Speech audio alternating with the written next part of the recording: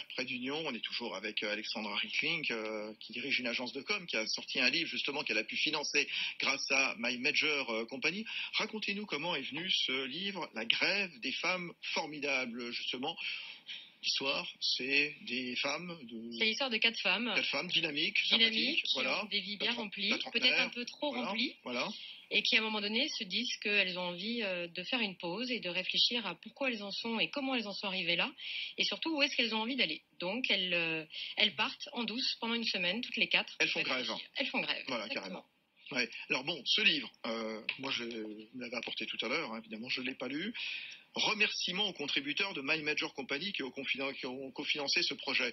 Il y a à peu près une cinquantaine, soixantaine de noms. 80, voilà. C'est une estimation, voilà, comme ça, à vue de nez.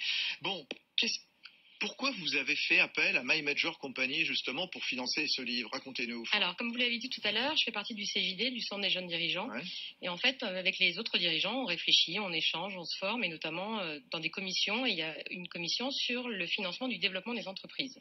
Et aujourd'hui, les entreprises ont besoin et ont envie de se développer, mais ne sont pas forcément toujours suivies, ou parfois veulent tout simplement garder la main aussi sur leurs projets.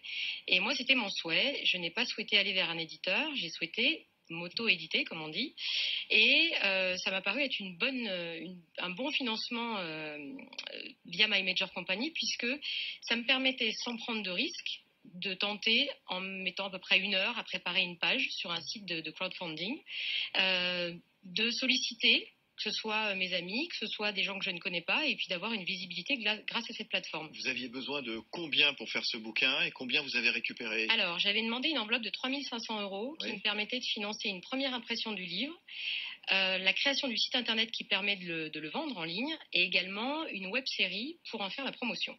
Et j'ai obtenu en 1 mois et demi 4 140 €. Ah oui, d'accord. 600 € de plus. Voilà. Et donc avec à la fois des proches et à la fois des gens que je ne connaissais pas du tout. Ils ont donné combien l'un et l'autre en moyenne? En moyenne 50 €. L'échange, puisque donc normalement dans le crowdfunding il y a une contrepartie, c'était de recevoir, soit d'être cité uniquement, soit de recevoir le livre, soit de le recevoir dédicacé. Oui, et ils ont gagné quoi alors eux? La citation, et ils ont reçu le livre en même temps. Voilà, exactement. Exemplaire dédicacé. Donc, ils ne sont pas intéressés par exemple sur les ventes? Non, ils ne sont pas intéressés sur les ventes. Ouais. Dominique Stucki, le crowdfunding, on va le rappeler, c'est, voilà, je le disais, des relations entre adultes, relations consentantes entre un prêteur et un emprunteur. L'idée, c'est, voilà,